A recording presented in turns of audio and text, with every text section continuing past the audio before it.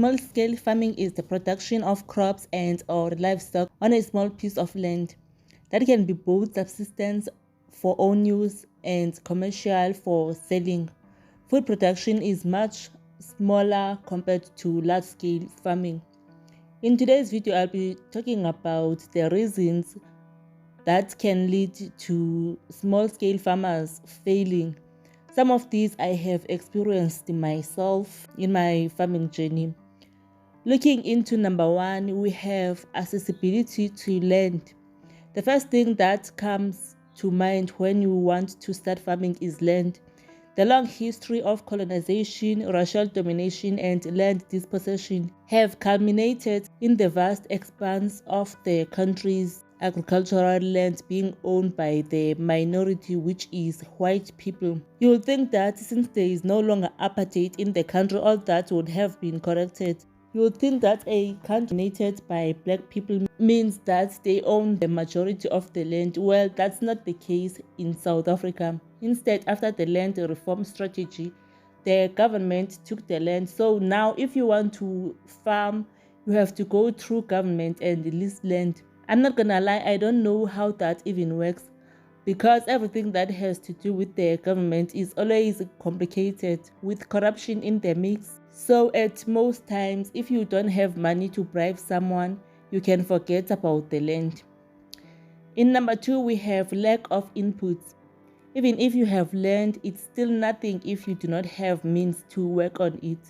The land needs to have fencing. There must be a water supply available, equipment and machinery.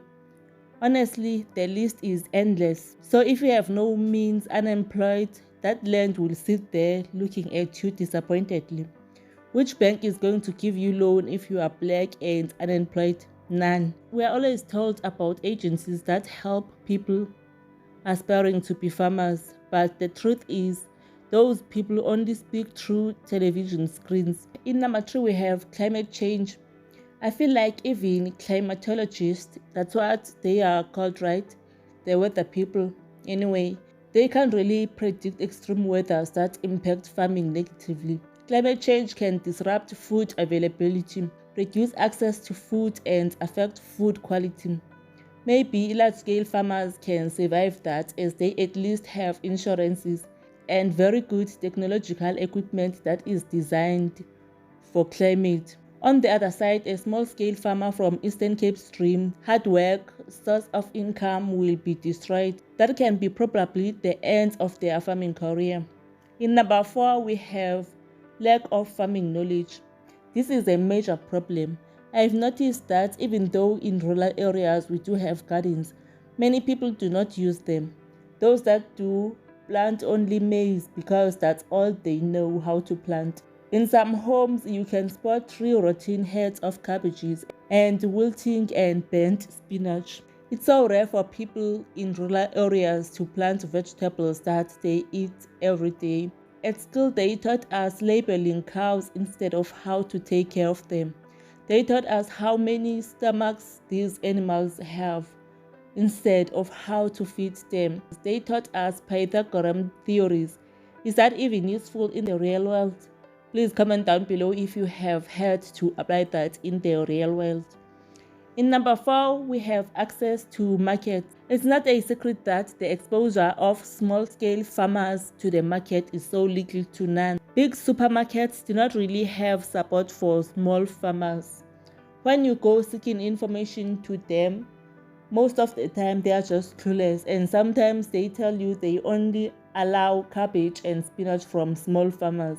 Other veggies they get from wherever, and they don't even give information about their big suppliers, even though these suppliers source vegetables from small farmers all over the country. There are some channels from online like marketplaces where they act as medium for buyers and sellers to communicate, which is a very good idea, by the way.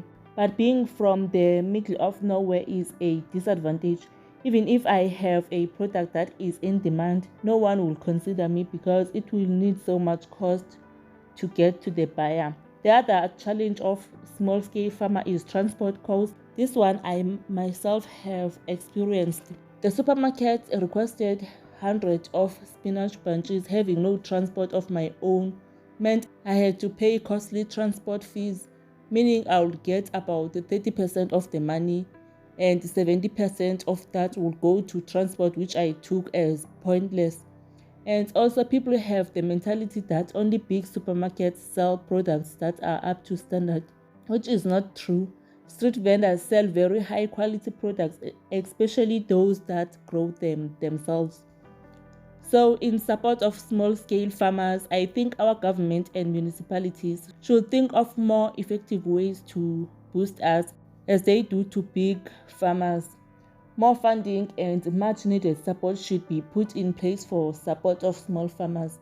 And also, people should support us more by buying from us. Truth is, not all people are interested in farming, so those that are not interested can buy from us, like we buy their products and services.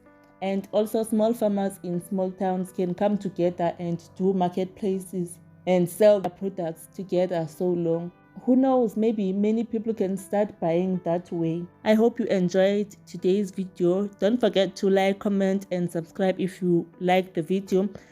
Until next time, bye.